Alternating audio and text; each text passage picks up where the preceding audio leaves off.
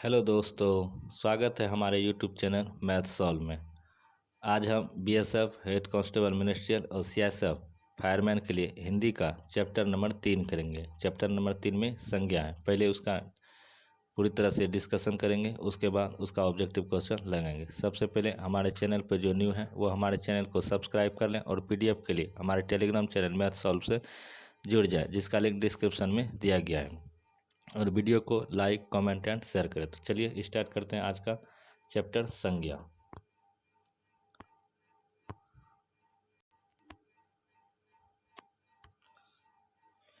बोल रहा है संज्ञा। संज्ञा किसे कहते हैं? किसी वस्तु, प्राणी, स्थान, गुण, दशा, अवस्था तथा भाव को संज्ञा कहते हैं। संज्ञा शब्द का अर्थ क्या है? संज्ञा शब्द का अर्थ है नाम। सम धन ज्ञा का अर्थ ठीक तरह से ज्ञान करवाना है।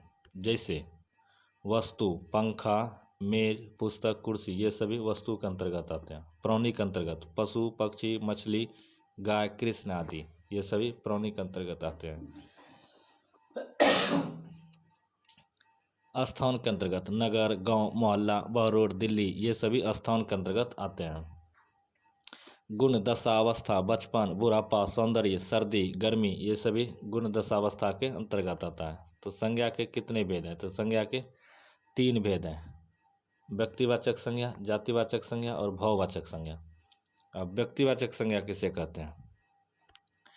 जो संज्ञा शब्द किसी एक व्यक्ति, वस्तु तथा स्थान विशेष का बोध कराते हैं उसे व्यक्तिवाचक संज्ञा कहते हैं। व्यक्तिवाचक संज्ञा एक वचन में होता है। स्त्री पुरुषों के नाम राधा, कृष्ण, रहीम, ये सभी व्यक्तिवाचक संज्ञा। नदियों के नाम व्यक्तिवाचक संज्ञा। त्योहारों के नाम होली, दीपावली, रक्षाबंधन, ये सभी व्यक्तिवाचक संज्ञा। दिनों के नाम व्यक्तिवाचक संज्ञा। नगरों के नाम व्यक्तिवाचक संज्ञा। पर्वतों के नाम व्यक्तिवाचक संज्ञा। महीनों के नाम व्यक्तिवाचक संज्ञा। देशों के नाम व्यक्तिवाचक संज्ञा। दूसरा है जातिवाचक संज्ञा। जो संज्ञा शब्द किसी व्यक्ति विशेष तथा स्थान के संपूर्ण जाति, वर्ग या समुदाय का बोध कराते हैं तो उसे जातिवाचक संज्ञा कहते हैं। जैसे कवि, पुस्तक, नगर। और जातिवाचक संज्ञा ये हमेशा बहुवचन में रहती है। कवि, पुस्तक, नगर, स्त्री, पुरुष, सब्जी, नगर, गांव, नदी, लेखक, पशु, पक्षी, कोचिंग, विद्यालय, देश आदि, ये सभी जातिवाचक संज्ञा है। जातिवाचक संज्ञा के 2 भेद होते हैं: द्रव्यवाचक संज्ञा और समुदायवाचक संज्ञा या समूहवाचक संज्ञा। समूहवाचक संज्ञा। द्रव्यवाचक संज्ञा। जो संज्ञा शब्द किसी द्रव्य पदार्थ का बोध कराता है उसे द्रव्यवाचक संज्ञा कहते हैं। ये एक वचन में रहती है। सोना, चांदी, दूध, चाय, पानी, घी, तेल, पीतल, लोहा, ये सभी द्रव्यवाचक संज्ञा है। आगे है समूहवाचक संज्ञा। जो संज्ञा शब्द किसी समूह का बोध कराते हैं उसे समुदायवाचक संज्ञा या समूहवाचक संज्ञा कहते हैं। ये एक वचन में रहती है। परिवार, सेना, दल, मेला, झुंड, भीड़, सभा, जनता, ये सभी समुदायवाचक या समूहवाचक संज्ञा है। नेक्स्ट है भाववाचक संज्ञा। जिस संज्ञा शब्दों से किसी व्यक्ति, वस्तु, स्थान के गुण, दशा, अवस्था तथा भाव का बोध कराती है उसे भाववाचक संज्ञा कहते हैं। भाववाचक संज्ञा एक वचन में रहता है। जैसे सर्दी, गर्मी, बचपन, बुढ़ापा, सौंदर्य आदि। पहचान।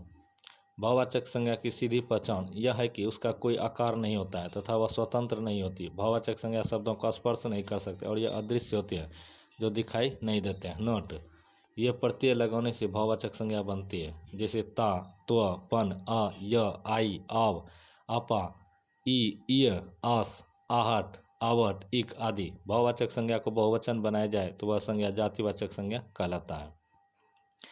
भाववाचक संज्ञा शब्दों का जातिवाचक संज्ञा के रूप में प्रयोग। भाववाचक संज्ञा शब्दों का प्रयोग एक वचन में होता है, परंतु जब भाववाचक संज्ञा शब्द बहुवचन में प्रयुक्त होता है तब जातिवाचक संज्ञा कहलाता है। जैसे बुराई से बुराइयां, समाज में अनेक बुराइयां व्याप्त है, यह जातिवाचक संज्ञा हुआ। पढ़ाई से पढ़ाइयां, दूरी से दूरियां, ऊंचाई से ऊंचाइयां, बुराइयां, पढ़ाइयां, दूरियां, ऊंचाइयों में जातिवाचक संज्ञा का प्रयोग हुआ है। व्यक्तिवाचक संज्ञा शब्दों का जातिवाचक संज्ञा के रूप में प्रयोग। जैसे घर घर में सीता सावित्री नहीं होती। जातिवाचक संज्ञा का व्यक्तिवाचक संज्ञा के रूप में प्रयोग। मालवीय जी ने हिंदू विश्वविद्यालय की स्थापना की। गांधी जी ने पूरे विश्व को रास्ता दिखाया, इसमें गांधी जी व्यक्तिवाचक संज्ञा। पंडित जी देश के प्रथम प्रधानमंत्री थे, इसमें पंडित जी व्यक्तिवाचक संज्ञा है। अब पढ़ेंगे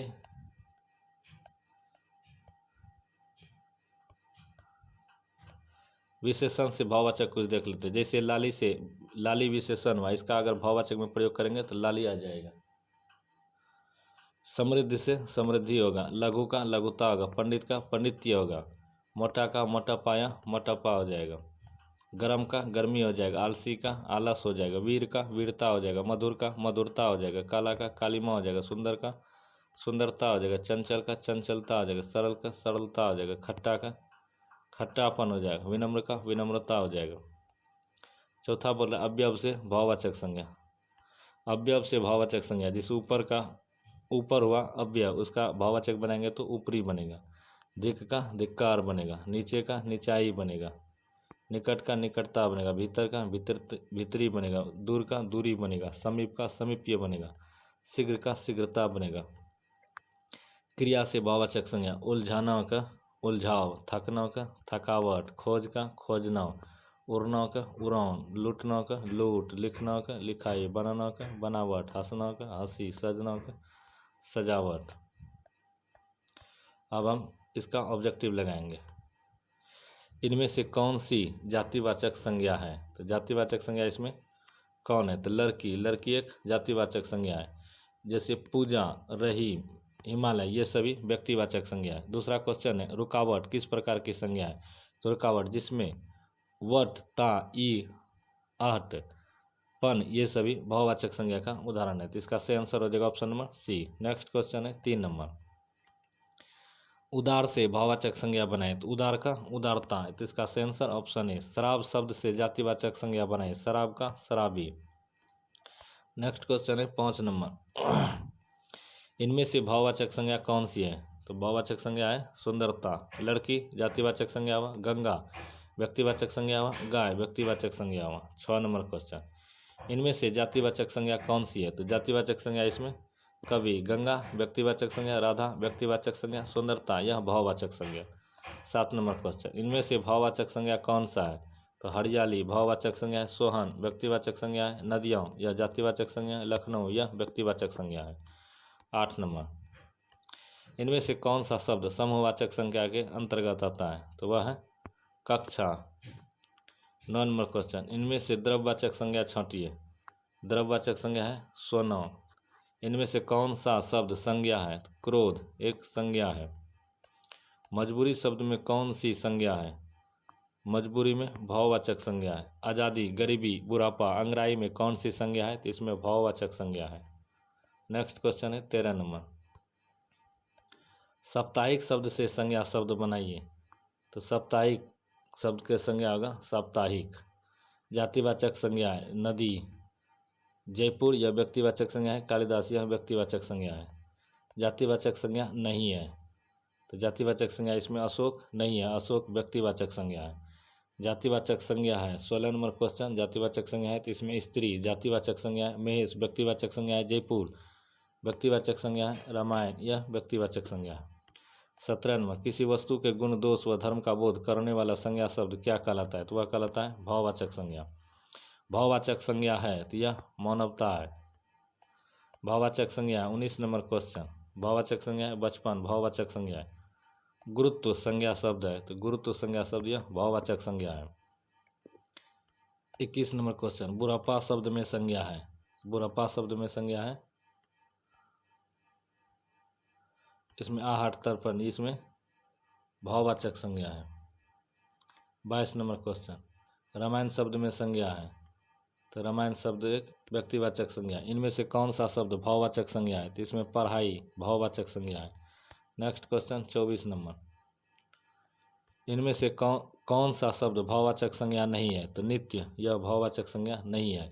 25 नंबर क्वेश्चन। कौन सा शब्द जातिवाचक संज्ञा है? तो नदी जातिवाचक संज्ञा है। गंगा व्यक्तिवाचक संज्ञा है। हिमालय व्यक्तिवाचक संज्ञा है। पवित्रता यह भाववाचक संज्ञा है। 26 नंबर क्वेश्चन। इनमें विशेषण से बनी भाववाचक संज्ञा कौन सी है? तो यह छूटपन यह विशेषण से बना शब्द है। 27 नंबर क्वेश्चन। उड़ना शब्द की भाववाचक संज्ञा है तो इसका है उड़ान।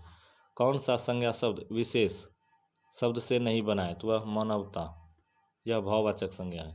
लड़का शब्द में प्रत्यय जोड़ने पर भाववाचक संज्ञा बनेगा, तो इसमें कौन सा प्रत्यय जोड़ेंगे, तो इसमें पन प्रत्यय जोड़ेंगे तो लड़कपन हो जाएगा, और यह भाववाचक संज्ञा है। 30 नंबर क्वेश्चन, भाववाचक संज्ञा से निर्मित विशेषण है, तो वह है प्यारा। नेक्स्ट क्वेश्चन है 31 नंबर, किस वाक्य में स्थानवाचक क्रिया विशेषण है, तो इसका सही आंसर हो जाएगा ऑप्शन नंबर ए, आप यहाँ बैठिए। नेक्स्ट क्वेश्चन है 32 नंबर, मिठास शब्द है, मिठास शब्द एक भाववाचक संज्ञा है। 33 नंबर क्वेश्चन, इन शब्दों में भाववाचक संज्ञा शब्द कौन सा है, तो वह है मित्रता। भारतीय सेना बहुत शक्तिशाली है, वाक्य में सेना संज्ञा है, सेना संज्ञा समूहवाचक संज्ञा है। इनमें से कौन सा शब्द विशेषण नहीं है, तो इसका सही आंसर हो जाएगा भीतर। जिन शब्दों में प्रयोग के अनुसार कोई परिवर्तन नहीं होता है तो उन्हें क्या कहा जाता है, तो उन्हें अविकारी शब्द कहा जाता है। नेक्स्ट क्वेश्चन, नेक्स्ट चैप्टर है सर्वनाम, जिसका हम नेक्स्ट वीडियो में करेंगे। तो मिलते हैं कल नेक्स्ट वीडियो के साथ। जय हिंद, जय भारत।